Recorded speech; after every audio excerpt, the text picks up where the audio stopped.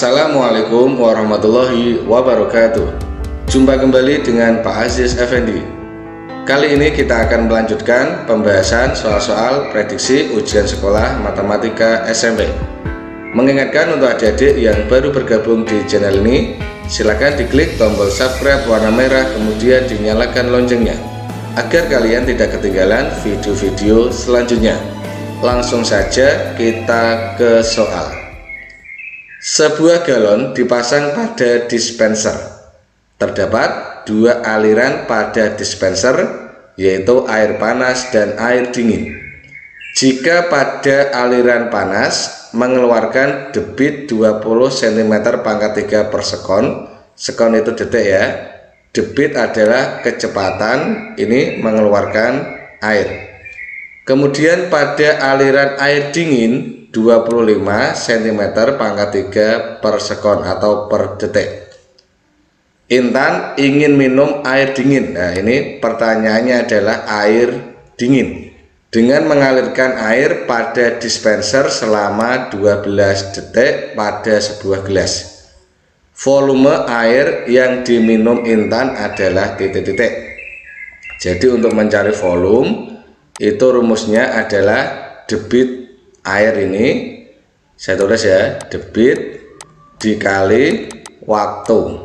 Ini ya, debit dikali waktu. Intan minum air dingin. Kita lihat debitnya air dingin berapa? Ternyata 25 cm pangkat 3 per sekon. Kita tulis berarti 25 dikali waktunya adalah 12 detik. Oke, 12 detik berarti sama dengan 25 dikali 12, 300. Ini masih dalam sentimeter pangkat 3. Oke ya. Sekarang kita lihat jawabannya. Jawabannya dalam liter.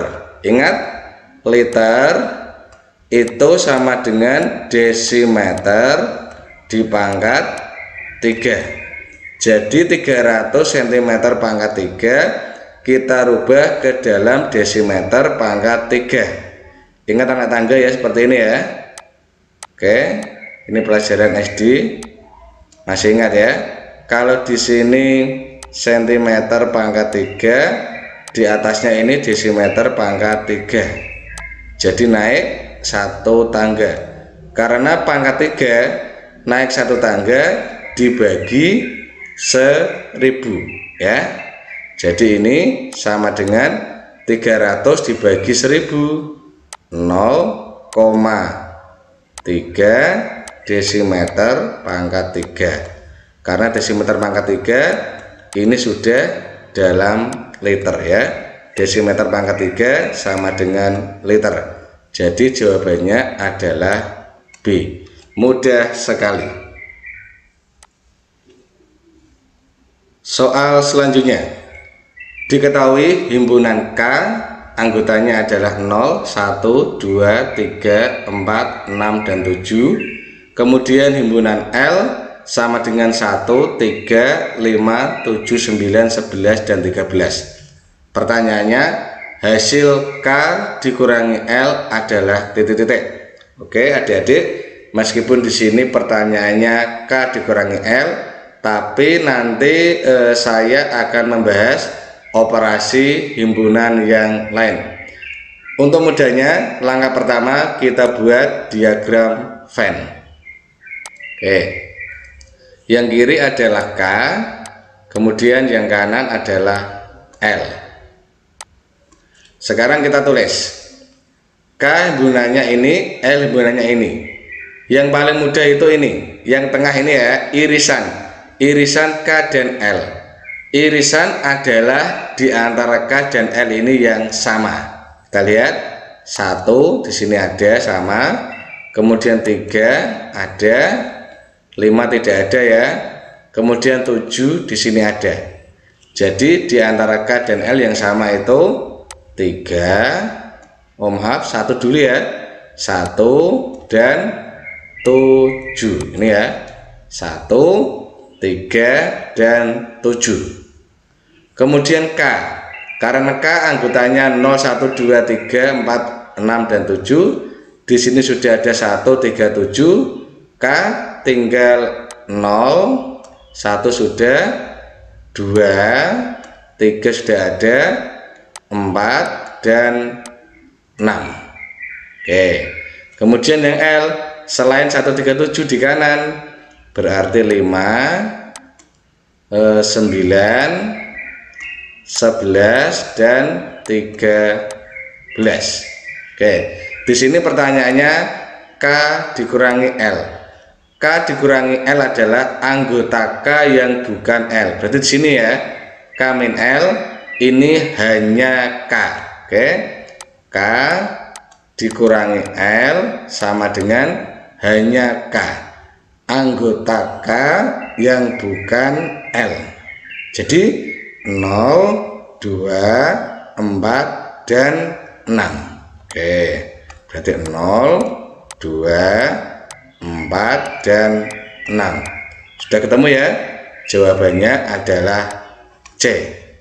Kemudian agar adik-adik paham, saya ajari operasi-operasi yang lain. Yang pertama tadi ini K irisan L ya. Irisan itu yang tengah ini yang sama. Jadi K irisan L adalah 1, 3, dan 7. Kemudian K gabungan L. Gabungan itu semuanya yang ada di K dan L. Kita urutkan dari yang paling kecil, berarti 0, 1, 2, 3, 4, 5, 6, kemudian ini ya 7,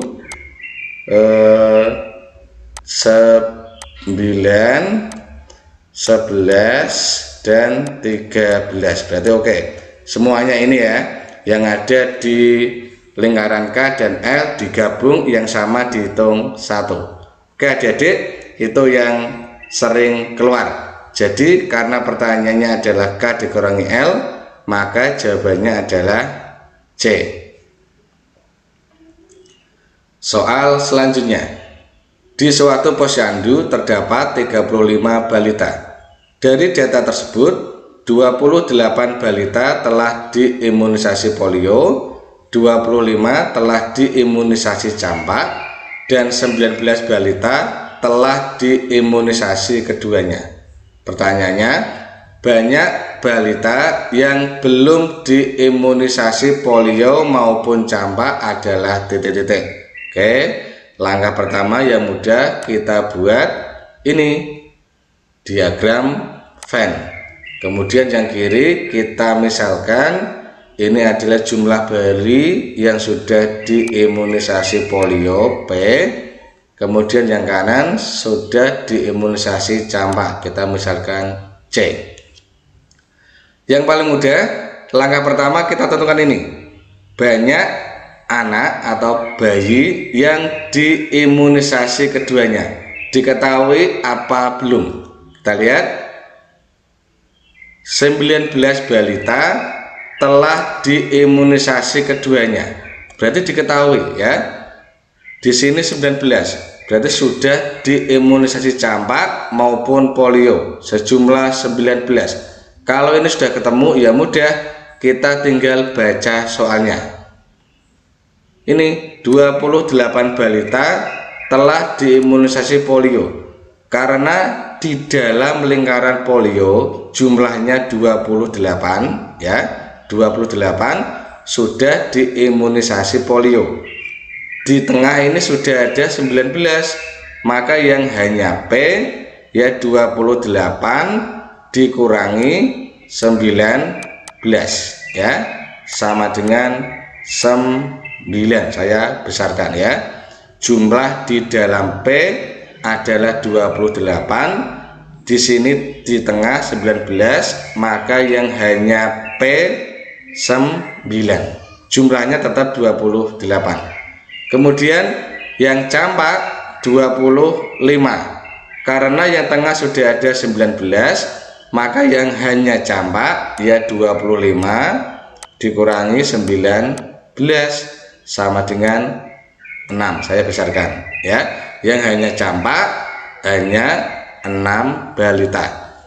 Kemudian pertanyaannya, banyak balita yang belum diimunisasi polio maupun campak. Berarti yang belum diimunisasi polio maupun campak berarti di luar di sini.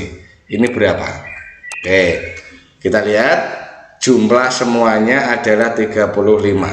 Jadi 35 itu sama dengan yang ada di lingkaran ini, 9 ditambah 19 ditambah 6 ditambah yang belum diimunisasi. Tanya kita misalkan Oke, saya ulangi, 35 itu ada di dalam satu kotak ini. Jadi 35 itu terdiri dari 9 ditambah 19 ditambah 6 ditambah yang belum diimunisasi keduanya yang di luar lingkaran. Kita lihat 35 sama dengan 9 ditambah 19 28 ditambah 6 34 ditambah X. Jadi jelas X sama dengan ya 35 dikurangi 34 sama dengan 1 ya. 35 itu 34 ditambah 1. Jadi X sama dengan 1. Jadi jawabannya sudah ketemu.